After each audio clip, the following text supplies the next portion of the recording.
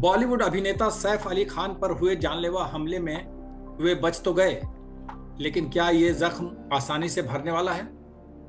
उनके फैंस और शुभचिंतकों को ये जानकर तकलीफ होगी कि सैफ की रीढ़ में लगी गहरी चोट उन्हें लंबे समय तक बिस्तर पर रहने को मजबूर कर देगी। ये चौंकाने वाला खुलासा कोई और नहीं, सैफ अली खान की स्पाइन सर्जरी करने वाले डॉक्टर नितिन डांगे ने किया है। डॉक्टर डांगे मुंबई के प्रसिद्ध लीलावती अस्पताल में न्यूरो सर्जन हैं। उन्होंने कई घंटे की सर्जरी के बाद सैफ अली खान को खतरे से बाहर बताया। लोगों ने, खासकर सैफ के परिवार वालों ने उनके इस बयान पर राहत की सांस ली, लेकिन 2 दिन बाद उन्होंने जो बयान दिया उससे सभी सन्न रह गए। डॉक्टर डांगे ने कहा कि सैफ की स्पाइन में चाकू का नुकीला टुकड़ा घुसा था जिसे निकाल दिया गया है, लेकिन इसकी वजह से जो फ्लूइड लीकेज हुआ था वो आगे के लिए अच्छा नहीं है। उन्होंने साफ साफ कहा कि सैफ अली खान को लंबे समय तक, यानी अभी वे बिना किसी सहारे के सामान्य जिंदगी नहीं जी पाएंगे। उन्हें यह भी कहा गया कि उन्हें उनके पास हमेशा एक अटेंडेंट रखना होगा। ये लंबा समय कितना लंबा होगा, कई सप्ताह का होगा, कई महीने का होगा या कई साल का, ये डॉक्टर डांगे ने नहीं बताया, पर जानकार मानते हैं कि स्पाइन का मामला काफी संवेदनशील होता है जो जीवन भर परेशान कर सकता है। तो क्या सैफ अली खान के अधूरे फिल्मी प्रोजेक्ट्स लटक जाएंगे? क्या अब वे पहले की तरह उछल कूद नहीं कर पाएंगे? इन सवालों को लेकर न सिर्फ उनके प्रोड्यूसर्स बल्कि रिश्तेदार और फैंस भी परेशान हैं। सैफ के कई प्रोजेक्ट्स आजकल OTT प्लेटफॉर्म पर चल रहे हैं या निर्माणाधीन हैं। तो क्या निकट भविष्य में सैफ दोबारा शूटिंग कर पाएंगे? ऐसे बहुत सारे सवाल हैं जिनका जवाब सभी जानना चाहते हैं। इसलिए आज हम बात करेंगे दिल्ली के जाने माने neuro surgeon doctor Varun Bhargav से। डॉक्टर भार्गव नोएडा और दिल्ली के प्रसिद्ध कैलाश अस्पताल से जुड़े हैं। सर, पहला सवाल तो मेरा यही है कि जो सैफ अली खान की सर्जरी हुई है और जिसके बारे में कहा जा रहा है कि जान तो बच गई लेकिन रिहेबिलिटेशन में बहुत वक्त लगेगा, थोड़ा सा हमें उस सर्जरी के बारे में बताइए और उसके जो भी उसके पेचीदगियां हैं, डिफिकल्टीज हैं, वो सब बताइए थोड़ा सा। देखिए, ऐसा है, उनको 5 से 6 चोट लगी, जिसमें सबसे गहरी चोट उनके स्पाइन में लगी, जो पीछे की तरफ से लगी और जिसमें चाकू अंदर गया। अंदर जाके उन्होंने पहले मांसपेशी, उसके बाद में जो बोन है उसको भी चीरता हुआ अंदर स्पाइनल कॉर्ड के ड्यूरामेटर के अंदर चला गया, जिससे अरेक्नॉइड मैटर फट गई और उससे CSF आने लगा। बाकी चोटों के बारे में बाद में बात करेंगे, लेकिन जो सबसे गंभीर चोट थी वो स्पाइन की थी। तो जो स्पाइन की चोट थी उसमें कुछ घंटे सर्जरी चली, मतलब काफ़ी समय लगा कि हम डिसेक्ट आउट करें मसल्स को। पहले हम स्किन काटते हैं उसके पास से, क्योंकि हम सीधे खींच नहीं देते, क्योंकि हम नहीं चाहते कि न्यूरोमस्कुलर डैमेज हो। वो फिर एक परमानेंट डैमेज हो जाता है, जिससे बहुत समस्या आती है। व्यक्ति अपंग भी हो सकता है, टट्टी पेशाब का पता चलना भी बन सकता है। तो हम लोग धीरे धीरे नॉर्मल टिश्यू से वहाँ अंदर जाते हैं, मसल्स को क्लियर करते हैं और जो उसका ट्रैक है उस ट्रैक में अंदर जाते हैं। उससे पहले हम CT स्कैन वगैरह करवा के देख लेते हैं कि हमें किस जगह पे जाना है। जब हम अंदर जाते हैं तो वहाँ पे इसमें बोन भी कटी है। अब कितनी कटी है, कितनी मात्रा में कटी है, वो बोन हमें तो पूरा नहीं पता, लेकिन वो कटी है जिसके उसके क्योंकि एक कवरिंग होती है, भगवान ने कवरिंग दे रखी है हमारे नसों के लिए, यानी मेरु रज्जु पे, जिस कवरिंग से प्रोटेक्ट होती है स्पाइनल कॉर्ड, और उसमें कवरिंग में बीट हुआ है। वो कवरिंग प्रोटेक्ट करने के साथ साथ स्पाइन की स्टेबिलिटी भी देती है। स्पाइन उसी कवरिंग से, यानी हड्डी से, हमारा सारा वेट ऊपर से नीचे की तरफ उसी के थ्रू जाता है। लेकिन हम थोड़ा फॉर्चुनेट हैं कि ये जहाँ पे लगी वो थोरेसिक स्पाइन थी, तो इसलिए में कुछ वेट जो है थोरेसिक केज, यानी जो रिब्स हैं उनके थ्रू भी ट्रांसमिट हो जाता है, लेकिन लंबर और सर्वाइकल स्पाइन में सीधा उसी के थ्रू जाता है। अब हम बायोमैकेनिक्स ऑफ स्पाइन को थोड़ा समझना होगा इस चीज को देखने के लिए कि वो चोट कितनी खतरनाक है आदमी के वजन को संभालने के लिए, यानी वो वजन को संभाल पाएगी या नहीं। तो ऐसा है, जो नॉर्मली बॉडी होती है, एक बॉडी होती है और एक लेमिना होती है। सामने का पार्ट बॉडी होता है और पीछे का पार्ट लेमिना होता है। लेमिना लगभग 15% जो है स्टेबिलिटी देता है, 85% बॉडी देता है। फॉर्चुनेटली इसके अंदर आगे से नहीं, पीछे से इंजरी लगी, तो जो भी इंजरी हुई वो लेमिना और साथ में जो पेडिकल्स होते हैं जो आगे पीछे खिसकने से रोकते हैं, उसी स्थानों पे ये इंजरी हुई। नॉर्मली ये कितना समय लेते हैं हील करने में, मैं सिर्फ अभी बोन की बात कर रहा हूँ। नॉर्मली आदमी नॉर्मल एक्टिविटी हम उसे 6 से 8 वीक्स के बाद अलाउ कर देते हैं, लेकिन वो सिर्फ नॉर्मल एक्टिविटी होती है। हम उन्हें जिम जाना या कोई एक्सरसाइज करना, क्योंकि उस फेज में बोन अपनी जगह थोड़ा हील कर जाती है और नॉर्मल एक्टिविटी से वो डिस्टर्ब नहीं होती है। जब ये इंजरी अधिक हो जाती है तो हमारे को उसमें स्पाइन में स्क्रू और रॉड्स भी लगाने पड़ते हैं एक्स्ट्रा सपोर्ट के लिए, लेकिन शायद इस केस में वो नहीं किया गया, तो एक्स्ट्रा सपोर्ट शायद नहीं दी गई और हो सकता है कि वो इंजरी इतनी ना हो कि एक्स्ट्रा सपोर्ट की जरूरत हो। उसके बाद मैं आता हूँ दूसरी चीज पे जो ज्यादा खतरे की है, स्टेबिलिटी के अलावा, यानी मांसपेशियों की बात हम करेंगे, लेकिन उससे पहले मैं उस ड्यूरामेटर जिसमें से CSF निकला, तो हमारा लगभग जो 75% CSF जिसे हम पानी कहते हैं, वो भगवान ने इसलिए दिया है क्योंकि जो ब्रेन मैटर और टिश्यू है वो अगर उसके चारों तरफ पानी रहेगा तो जो हड्डियां होती हैं वो टेढ़ी मेढ़ी होती हैं, उनसे नहीं तो रगड़ खा करके उसमें वो खत्म हो जाएगा, उसमें चोट लग जाएगी, खून बहना। तो भगवान ने दिया हुआ तो ब्रेन और स्पाइनल कॉर्ड तैरते रहते हैं इस फ्लूइड के अंदर, वो इसको नरिश भी करते हैं। तो ये इसकी प्रोटेक्टिव कवरिंग है और नरिशमेंट की चीज है। 75% जो CSF है वो तो ब्रेन के अंदर वापस ऑब्जर्व हो जाता है और वहीं बनता रहता है। 25% CSF स्पाइन के अंदर आता है और नीचे आकर के फिर ऊपर जाके ब्रेन में ऑब्जर्व हो जाता है। ये जो 25% CSF है ये ब्रेन के CSF से जुड़ा हुआ है, यानी वो पानी जुड़ा हुआ है। यदि इसमें लीकेज होता रहता है तो ब्रेन नीचे की तरफ आ जाता है और जहाँ पे हमारे को कई बार खतरा होता है कि ब्रेन स्टेम वो नीचे आने से हम उसे हर्निएशन कहते हैं ब्रेन स्टेम का, और उससे सांस भी और हार्ट पे भी फर्क पड़ जाता है। लेकिन क्योंकि ये जल्दी से कर दिया गया तो वो ब्रेन स्टेम नीचे नॉर्मली नहीं आया होगा। लेकिन जो टुकड़ा गया अंदर वो टुकड़ा अनस्ट्राइल था, उसके ऊपर जंग भी हो सकती है, कितने भी बैक्टीरिया भी हो सकते हैं, वायरसेस भी हो सकते हैं। तो वो इंजरी जैसे जो गन शॉट से इंजरी होती है वो स्ट्राइल होती है क्योंकि वो 3000 डिग्री तक गर्म हो जाती है, लेकिन ये अनस्ट्राइल है, तो इसका मतलब इन्फेक्शन के चांसेस बहुत ज़्यादा रहते हैं। तो इन्हें हम आमतौर पे हायर एंटीबायोटिक्स जो होती हैं उनको देते हैं, ताकि अगर स्पाइनल कॉर्ड में इन्फेक्शन हो गया तो उसको ट्रीट करना अत्यंत कठिन होता है।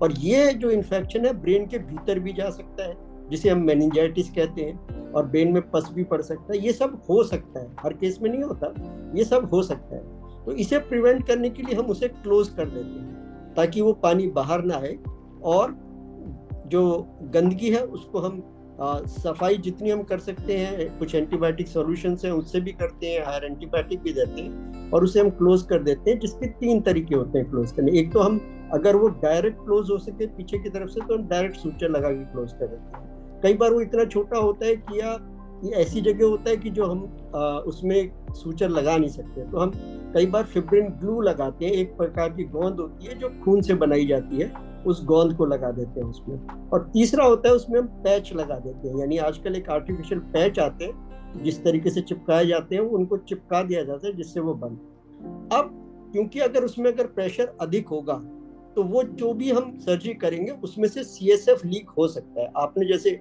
गाड़ी में कोई पंचर लगवाया, उसमें अगर प्रेशर टायर का ज्यादा डाल दोगे तो वहां से लीक कर जाएगा। इसी तरीके से इसमें से पानी भी लीक कर सकता है। तो उसके लिए हम 2 चीजें करते हैं। पहला तो हम मरीज को कहते हैं इसको बिठाओ लो, बिठाने से स्पाइनल कॉर्ड में CSF का प्रेशर बढ़ता है तो लीकेज के चांसेस बढ़ते हैं। दूसरा, हम CSF कम बने उसके लिए एक डायमोक्स नाम की एसिटाजोलमाइड गोली होती है, वो देते हैं ताकि CSF का प्रेशर कम रहे। तो प्रेशर कम रहने से ये इसकी हीलिंग अच्छी हो जाती है। अब हम आते हैं जो इंजरी है उसमें मसल्स काफी सारी कट गई, उसी के थ्रू वो चाकू गया, तो मसल्स के अंदर भी जो हीलिंग होगी वो हीलिंग समय लेगी। अब हील भी हो गया, फाइब्रोसिस भी हो गया, लेकिन उसके बाद में क्या मसल्स अपना नॉर्मल काम कर पाएगी, ये एक प्रश्न है।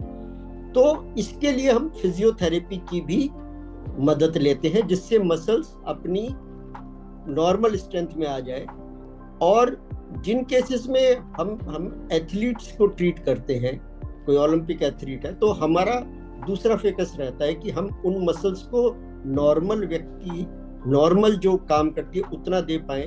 और इसी तरह से हम स्ट्रेंथ को भी बढ़ाने के लिए हम उसके अंदर अलग अलग तरीके की डिवाइस जो है इम्प्लांट कर देते हैं ताकि 100% स्टेबिलिटी रहे। मेरे ख्याल से इसमें स्टेबिलिटी तो इसमें नॉर्मल हीलिंग को ही रखा गया है, लेकिन अगर ये इस तरीके की चीज है तो वो लगभग 58-59 साल के हैं, हीलिंग में नॉर्मल समय से थोड़ा तो ज्यादा लेंगे, 20-25 साल का व्यक्ति हो उसमें तो हीलिंग फास्ट हो जाएगी। इसमें हमारे को फिजियोथेरेपिस्ट की मदद लेनी होगी। इसके अलावा यदि उनको चलने में कुछ दर्द होता है, कमर में दर्द होता है, कुछ होता है, तो ऐसे टाइम पे असिस्टेंट्स की भी जरूरत पड़ती है कि वो जैसे वॉशरूम वगैरह जाएं या कहीं जाएं तो उसमें जरूरत पड़ती है। ये डिपेंड करता है कितनी इंजरी हुई मसल में, कितना उसको हमें रिपेयर करना पड़ा और कितना अनस्टेबिलिटी हमारे को उस इंजरी से मिली स्पाइनल कॉर्ड की। डॉक्टर साहब, उनके सर्जन जो डॉक्टर नितिन डांगे हैं लीलावती अस्पताल के, उन्होंने ये कहा है कि उनको बेड रिडन रहना पड़ेगा, बेड रिडन लंबे समय तक। देखिए, हम बेड पे लिटाते इसलिए हैं कि वहां पे मसल्स के ऊपर स्ट्रेंथ नहीं पड़े, बोन के ऊपर जोर नहीं पड़े, इसलिए लिटाते हैं। और लेकिन नॉर्मल एक्टिविटीज हम अलाउ कर देते हैं। जब हम लिटा के रखते हैं तो उस टाइम क्योंकि वो हिलेगा डुलेगा नहीं, तो उसी जगह पे वो फिक्स हो जाएगा, यानी हीलिंग अच्छी होगी। तो इसीलिए हम लोग आमतौर पे उनको लिटा के रखते हैं और नॉर्मल एक्टिविटी धीरे धीरे अलाउ करते हैं। तो ये 6 से 8 वीक्स का एक साइकिल होता है जो हमें सिर्फ नॉर्मल एक्टिविटीज में कोई हमें प्रिकॉशन ना लेना पड़े, ये उसके लिए होता है। लेकिन यदि जिस तरीके से पिक्चरों में कोई स्टंट होते हैं या कुछ दूसरी चीजें होती है, तो उसमें तो हमें नॉर्मल से भी अधिक उसके अंदर स्ट्रेंथ चाहिए। तो उसके लिए हमारे को इनको फिजियोथेरेपिस्ट और ऑक्यूपेशनल जो ट्रेनर होते हैं वो धीरे धीरे मदद करते हैं। लेकिन हम किस केस में हम ज्यादा बेड रिडन रहेंगे, तब हम बेड रिडन रहते हैं जब पैरों में शक्ति ना हो। लेकिन इसमें हमने ये देखा कि जब ये स्वयं गए तो खुद ही उतर के पैदल चले, तो उस टाइम पे प्री ऑपरेटिवली इनके कोई मेजर वीकनेस नहीं थी टांगों के अंदर। और पोस्ट ऑपरेटिवली भी अभी ऐसी कोई खबर नहीं आई है कि न्यूरोलॉजिकली कोई डेफिशिट पैदा हुआ है जिसकी वजह से खड़े हो ही नहीं सकते, यानी उनके पाँव में या मसल्स में इतनी शक्ति नहीं है कि वो खड़े नहीं हो पाएंगे। यदि वो खड़े हो पाएंगे तो 6 से 8 वीक्स के बाद एक स्लो प्रोसेस है जो इनको फिर नॉर्मल स्ट्रेंथ देने में समय लेगा। तो वो समय कितना होगा ये समय ही बतला पाता है, क्योंकि हम उसे लगातार ऑब्जर्व करते हैं कि कितनी स्ट्रेंथ आई। फिजियोथेरेपिस्ट और ऑक्यूपेशनल थेरेपिस्ट उसको असेस करते हैं, उसके हिसाब से ही हम जो अलग अलग विधाएं होती हैं फिजियोथेरेपी की, चाहे वो अल्ट्रासाउंड हो चाहे एफटी हो, वो देकर के मसल्स को थोड़ा स्टिमुलेट करते हैं धीरे धीरे, ताकि वो अपनी नॉर्मल स्ट्रेंथ को पा लें। लेकिन इस समय में हम जिम या दूसरी एक्सरसाइजेस उनको अलाउ नहीं करते, स्लोली हम उनको धीरे धीरे बढ़ाते हैं। और दूसरी चीज ये कि यदि वहां से CSF लीक कर जाता है दोबारा तो वो इन्फेक्ट भी हो सकता है, तो उसका भी हमारे को ध्यान रखना पड़ता है कि वो भी नॉर्मल जो है वो वहाँ पे बंद हो जाए, और शायद बंद हो गया होगा अभी तक।